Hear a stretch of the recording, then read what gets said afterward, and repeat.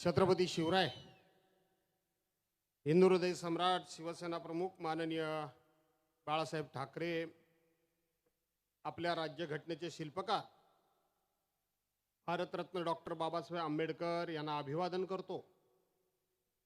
आपल्या पक्षाचे पक्षप्रमुख आणि महाराष्ट्र राज्याचे माजी मुख्यमंत्री आदरणीय उद्धवसाहेब ठाकरे, सौभाग्यवती रश्मीवहिनी ठाकरे, आपल्या सर्वांचे लोकप्रिय खासदार आणि आपल्या सर्वांना आपला घराघरातला मित्र वाटावा अशा पद्धतीचे शिवसेनेचे नेते विनायकजी राऊत आणि आपल्या सर्वांचा अतिशय जवळचा मित्र म्हणजे तरुणांचे तर गळ्यातला ताईत म्हणायला लागेल आणि ज्याचं आता मालवणच्या किल्ल्यावर उद्धव साहेबांनी जाहीरपणे कौतुक केलं तो विधिमंडळातील माझा लढवय्या सहकारी आमदार वैभव नाईक, संपर्क प्रमुख अरुणजी दुधवाडकर, व्यासपीठावरील विधिमंडळातील माझे दुसरे सहकारी श्रीयुत रमेशजी कोरगावकर, वरुणजी सरदेसाई, व्यासपीठावर सर्व जिल्हा प्रमुख, महिला पदाधिकारी, पत्रकार मित्र आणि मोठ्या संख्येने उपस्थित असलेल्या बांधवांनो, भगिनींनो आणि सहकारी मित्रांनो, खरं तर या सिंधुदुर्गमध्ये आपण मला बरेच वेळा ऐकलेलं आहे आणि नेमकं कोणत्या विषयावर बोलावं याचाच थोडासा मी विचार करत होतो. वैभवजी, सकाळी आपली जी सावंतवाडीची सभा झाली त्या सभेला खूप मी लवकर आलो होतो. मी तिथे एका ठिकाणी बसून तुमची सगळ्यांची भाषणं मी ऐकली. तुमचं ऐकलं, आमचे गुरुनाथ गौरीशंकर खोतांचं ऐकलं, आमच्या सावंत मॅडमचं ऐकलं, अशी सगळ्यांची भाषणं मी ऐकली. मी भाषणं ऐकली नाही अशातला भाग नाही. भर ऊन होतं आणि म्हणून उद्धव साहेब आल्याबरोबर उद्धव साहेबांनी मला संधी दिली तरी सुद्धा मी मुद्दामून फक्त आभार मानले आणि त्या ठिकाणी बसलो. कुडाळला मी मुद्दामच गेलो नाही कारण सगळे उन्हातून चालू होतं. इथं आल्यानंतर नेमकं कोणत्या विषयावर बोलावं या बाबतीत कधी नव्हे तो माझा संभ्रम निर्माण झालेला आहे. मी पूर्वी कोंबडीवर पण बोललो की नाही बोललो? कोंबडीवरच ना, का कशावर बोललो? हा तेच ते, त्याच्यावर बोललो. लघु, मध्यम आणि सूक्ष्म नाही तर सूक्ष्म त्याच्यावरही बोललो. स्वर्गीय बाळासाहेब ठाकरे यांनी या नाऱ्याला जो शाप दिला होता तो शाप काय दिला हा सुद्धा उद्धव, तुझ्यावर ज्यावेळेला एसीबीची चौकशी लागली आणि त्याच्या विरोधात मोर्चा काढायला जेव्हा मी आलो होतो त्याच वेळेला सभागृहामध्ये मी सांगितलं. मी त्यावेळेला थोडा घाई गडबडीमध्ये किस्सा सांगितला. असाच शिवसेना प्रमुखांचा मी मंत्री असताना मला फोन आला. फोनवर चौकशी झाली, बोलणं चालणं झालं आणि शिवसेना प्रमुखांचा स्थायी स्वभाव एकाएकी उफाळून आला. शाळेमध्ये गाळांतर भरायची तुम्हाला सवय असेलच आणि साहेब बोलता बोलता फटकन बोलून गेले, अरे भास्कर, ह्या टिंब ते मधलं गाळांतर तुम्ही भरा. नाऱ्यावर मी काय रे अन्याय केला?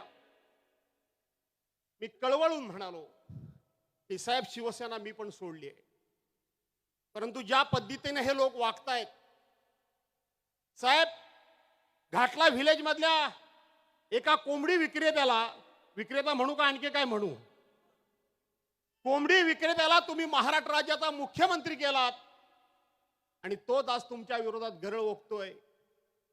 साहेब असे म्हणाले त्यावेळेला, भास्कर, तो माझ्यावर गरळ ओकतोय, तो उद्धववर वाटेल ते बोलतोय, साहेबांच्या शब्दात मी बोलतोय, साहेब रागवू नका, पण तुला मी आज सांगून ठेवतो, हा नाऱ्या पदाकरता प्रत्येकाच्या दारोदार भीक मागत भटकत फिरेल, हा माझा शाप आहे.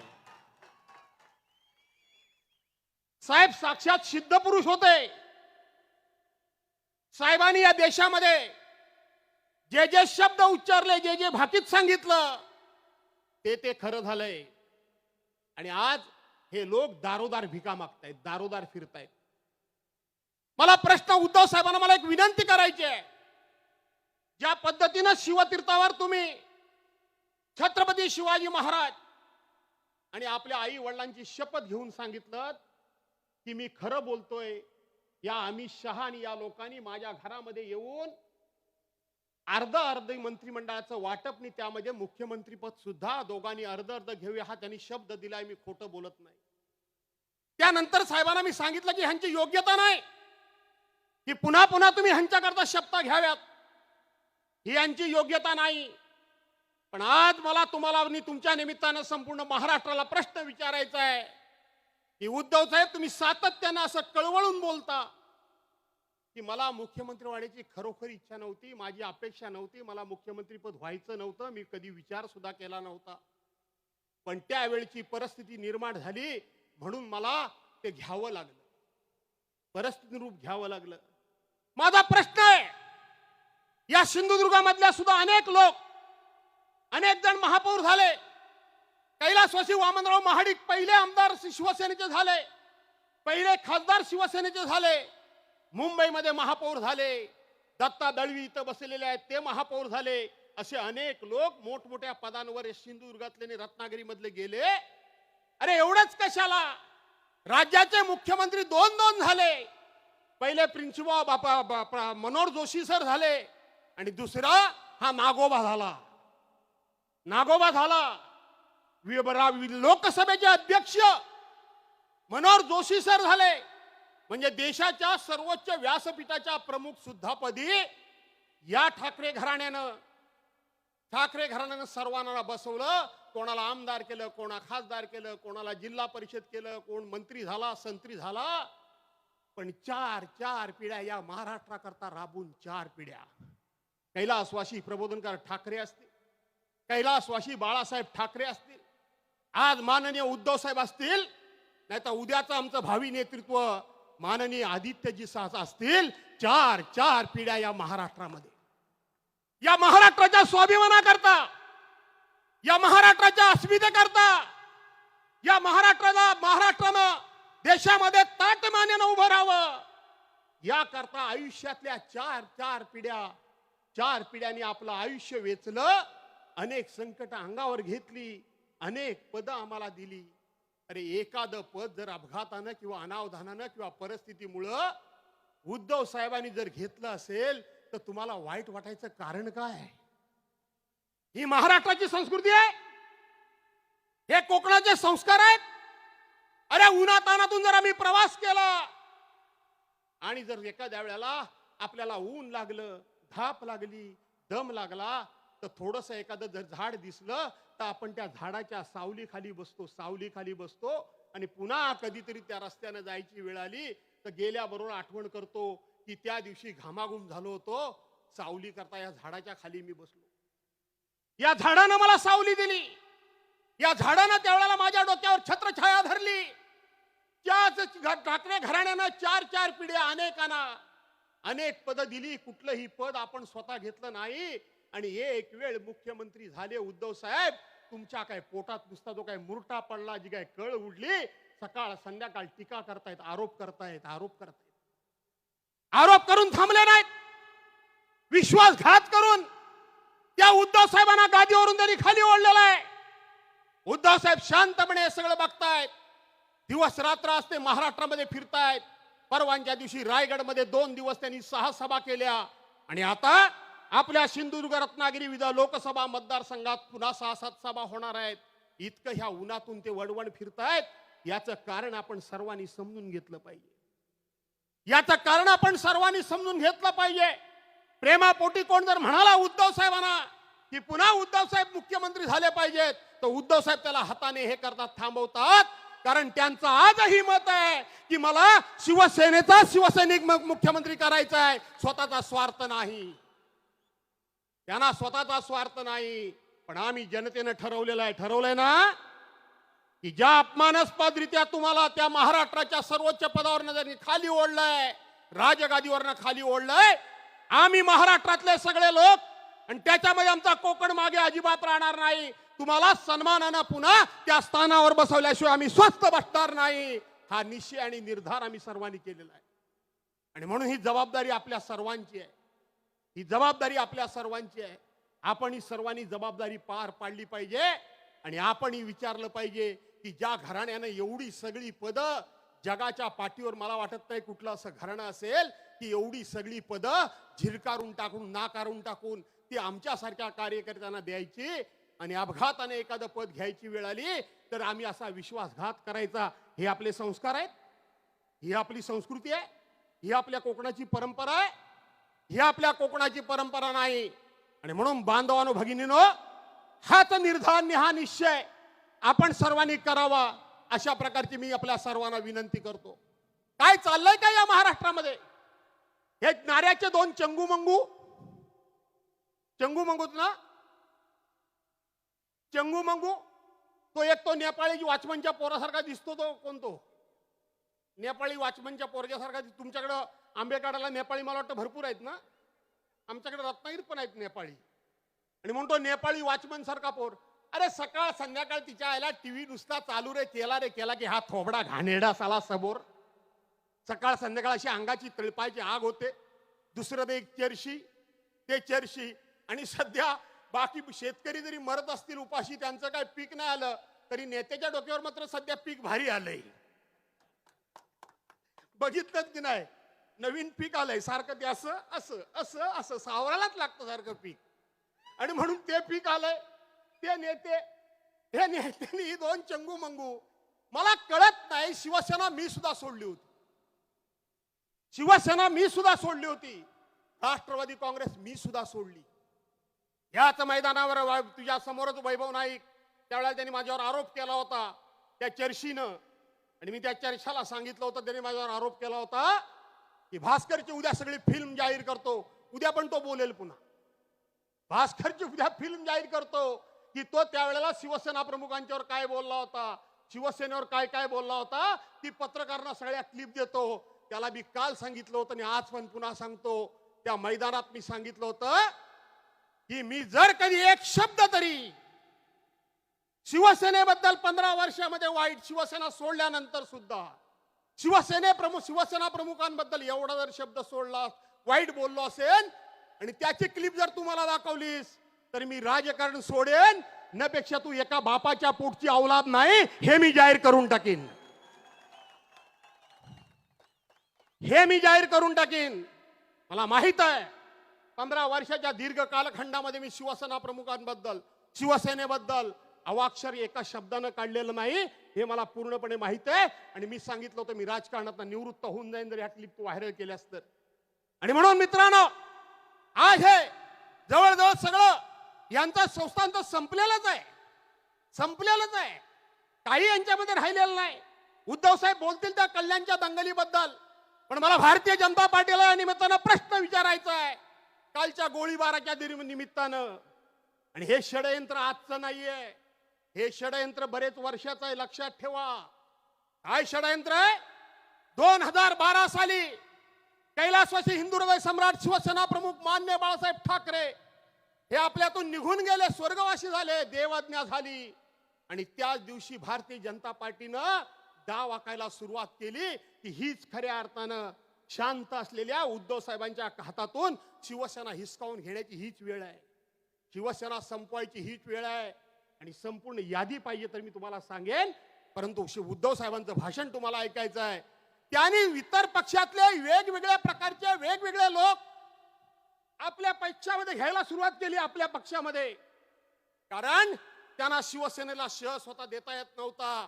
आणि म्हणून त्यांना असं वाटलं की आम्ही वेगवेगळ्या पक्षातली वेगवेगळ्या प्रकारची वेगवेगळी गुंड मंडळी आम्ही आमच्या पक्षामध्ये घेतली की शिवसेनेला आम्ही शह देऊ, अशा प्रकारचा त्यांचा गुप्त प्लॅन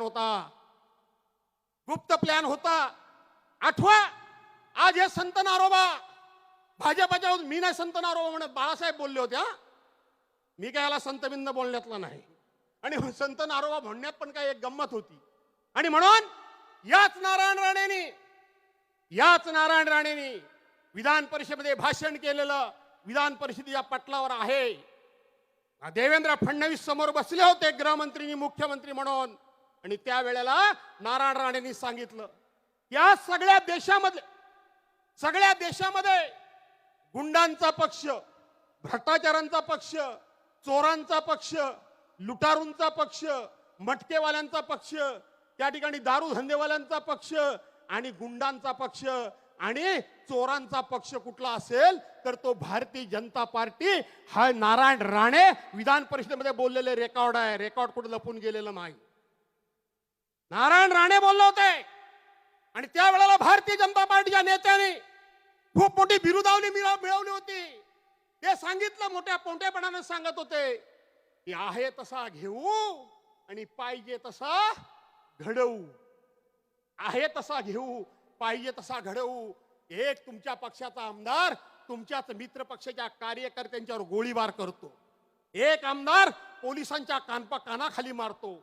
एक तुमची महिला आमदार अभियंताच्या कानाखाली मारते. एक तुमचा आमदार कोणाच्याही तांगड्या तोडा, आम्ही त्याला टेबल जामीन देऊ म्हणून सांगतो. आणि एक तुमचे कार्यकर्ते, त्या ठाण्यामधली आमची एखादी एक महिला, नाव मला आता आठवत नाही, जी गरोदर बाई होण्याकरता, माता होण्याकरता, आई होण्याकरता सकाळ संध्याकाळ डॉक्टरच्याकडे जात होती आणि डॉक्टरच्याकडे तिने वेगवेगळे उपचार करून तिचे स्वप्न जवळजवळ पूर्ण होण्यात आलं होतं.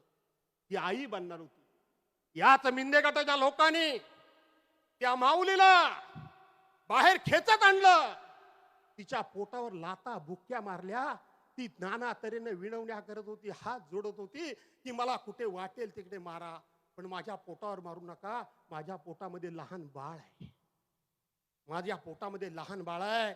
माझ्या महिला भगिनींना माझी विनंती आहे की अशा प्रकारची टाहो फोडणारी, आपल्याला उद्या मूल होणार आहे अशा प्रकारचं स्वप्न बघणारी एका महिलेला या मिंदे गटाच्या लोकांनी, त्याच्या कार्यकर्त्यांनी तिच्या पोटामध्ये लाता घालून ती आता कधीच आई बनणार नाही अशा प्रकारे एक प्रकारचं तिचं बाळच पोटामध्ये मारून टाकलं. अशी नालायक माणसं सत्तेवर ठेवायची आपण? मला विचारायचं भारतीय जनता पार्टीला की तुमची स्लोगन होती की आहे तसा घेऊ आणि पाहिजे तसा घडवू. आज हा जे काय गुंडशाही सगळीकडे चालली आहे की ह्या अगदी त्या म्हणजे नेपाळी वॉचमनच्या पोरापासून सकाळ संध्याकाळ सगळे जे दम देत आहेत, मूळ भारतीय जनता पार्टी कुठली आहे? मूळ भारतीय जनता पार्टी ही गुंडांची पार्टी आहे का खऱ्या अर्थानं एकेकाळी 50 वर्षे ज्यांनी एक ना एक दिवस आमचा दिवस उजाडेल या करता दिवस रात्र तत्वा करता ध्येया करता उद्दिष्टा करता आणि निष्ठे करता आयुष्यभर सतरंजा उचलल्या त्या प्रामाणिक कार्यकर्त्यांची पार्टी आहे. हे एकदा सिद्ध करा, हे एकदा जाहीर करा की तुम्ही हे लोक घडवलेत, हे मूळचेच गुंड होते की तुमच्या पक्षात आल्यामुळे गुंड झाले. त्यामुळे तुमच्या पक्षाच्या खुलेआमपणे आमदारांना गोळीबार केला. कुठे केला गोळीबार? भर पोलीस स्टेशन मध्ये. आणि म्हणून हा चितला हा नेपाळी काय तो आहे तो पोर सोलापूरमध्ये बोलला होता की काय वाटेल ते करा आणि सागर बंगला म्हणजे देवेंद्र फडणवीसांचा बंगला, त्या बंगल्यावर फोन करा, सगळं काय अलबेल होईल. त्याचं आणि ह्याचं काही कनेक्शन तर नाही ना? त्याचं आणि ह्याचं कनेक्शन तर नाही ना ह्या गोळीबाराचं? हे सुद्धा तपासला पाहिजे. जशा पद्धतीनं उद्धव साहेब तुम्ही म्हणता की मुख्यमंत्र्यांच्यावर आरोप केले पाहिजे, तेही चौकशी झाली पाहिजे, तशाच पद्धतीने हेही कनेक्शनची चौकशी झाली पाहिजे असं माझं स्वतःचं मत आहे. आणि म्हणून मित्रांनो, आपल्याला उद्धव साहेबांचं भाषण ऐकायचं आहे, पण दोघांबद्दलच फक्त बोलतो. हा आमचा वैभव. मगाशी उद्धव साहेबांनी खुलेआमपणे छत्रपती शिवाजी महाराजांच्या सिंधुदुर्ग किल्ल्यासमोर मावळतीच्या सूर्यासमोर खांद्यावर हात ठेवला आणि सांगितलं की हा माझा लाडका वैभव. अशा प्रकारचं त्याचं कौतुक केलं. का केलं? तर त्याने छत्रपतींचं मंदिर आहे सिंधुदुर्ग किल्ल्यावर, त्याचं उत्तम प्रकारचं सिंहासन बांधकाम केलं. याचा अर्थ सिंहासन, याचा अर्थ बैठक. महाराष्ट्रामध्ये 20 जून 2022 ज्या घटना घडल्या त्या घटनेमध्ये सगळे निघून गेले, पण आम्ही 10-15 जण आहोत. या 10-15 जणांमध्ये या उद्धव साहेबांना कदाचित कल्पना नसेल, पुऱ्या कोकणातल्या सगळ्या आमदारांचं तुमच्याच कारकिर्दीमध्ये मंजूर झालेल्या कामाची सगळ्यांचं त्या ठिकाणी स्टे उठवला गेला. फक्त आम्ही दोघेच राहिलो. एक माझा वैभव आणि दुसरा मी. आम्ही दोघांनी ठरवलं काय वाटेल ते होईल, चार कामं कमी होतील. जाऊ जनतेच्या दरबारामध्ये आणि जनतेच्या दरबारामध्ये कैफियत मांडू की आम्ही कामं प्रामाणिकपणे करत आहोत, पण ह्या बिंद्यांच्या सरकारने जाणीवपूर्वक आमची कामं रोखलेली आहेत, पण ह्यांच्या समोर गुडघे टेकायचे नाहीत. हा जेव्हा विचार मी मांडला त्यावेळेला मला ताटपणे साथ जर कुणी दिली असेल तर ती माझ्या वैभवनी दिली. आणि म्हणून या वैभवला सांभाळण्याचं काम तुमचं आहे. उद्धव साहेबांच्या तो मागे उभा राहिला, तुम्ही त्याच्या मागे उभे राहणार का नाही राहणार? का कोणतरी त्याच्या का त्या वैभवच्या विरोधात मी ऐकलं, तिथे मी थांबलो होतो, कोणतरी म्हणले चेरशी उभा राहणार आहे. माहिती आहे का नाही चेरशी? तो चेरशा उभा राहणार आहे म्हणले. उद्धव वैभव भाषण आता बंदच करतो. आणि वैभव मी तुला सांगतो, मी सकाळपासून हा सगळा कानोसा अनुभवचा घेतला माझ्या सवयीप्रमाणे. काही चिंता करण्याची कारण नाही, कारण शेवटी हा जिल्हा कोणाचा आहे? नाथपाईंचा जिल्हा आहे, मधु दंडवतेंचा जिल्हा आहे, शिवरामराजे भोसलेंचा जिल्हा आहे, हा जिल्हा वामनराव म्हाडकांचा आहे. अशा अनेक उच्च विद्याविषयित लोकांचा हा जिल्हा आहे. त्या जिल्ह्यामध्ये या चर्चांना थारा या जिल्ह्यातली जनता देणार नाही. तुमच्या प्रामाणिकपणाला देतील. आणि दुसरे बघा हाताच्या घडी घालून कसे बसलेत नम्रते उद्धव साहेबांच्या कडेला. खासदार ह्यांना कोण खासदार म्हणेल काय? कोण म्हणेल? शिवसेनेचा नेता कोण म्हणेल? कोणाचं बारसं असू द्या विनायक राऊत पोचले, कोणाचं लग्न असू द्या विनायक राऊत पोचले, कोणाचं मैत असू द्या विनायक राऊत पोचले, कोणाचं कार्य असू द्या विनायक राऊत पोचले, कोणाच्यावर अन्याय होऊ द्या विनायक राऊत पोचले, नाही तर कुठं भजन असू द्या विनायक राऊत टाळ वाजवायला आणि नाल वाजवायला पोहोचले. कोण हल्लीच्या जगामध्ये एवढा सर्वसामान्य लोकप्रतिनिधी कुठे मिळतोय तुम्हाला? सर्वसामान्य माणसाच्या सुखादुःखामध्ये, आनंदामध्ये, घरगुती कार्यक्रमामध्ये सामील होणारा. त्यापेक्षा मी खासदार आहे म्हणून माझी असला तरी मिरवतात काय काय ना, माझी बरोबर आहे का नाही? का पाजी किती मिरवतात? ते मिरवतात. हा विनायक राऊत मिरवतायत काय? विनायक राऊत मिरवत नाहीत. तर तो सामान्यातला सामान्य कार्यकर्ता म्हणून तुमच्या समोर वावरतोय. आणि म्हणून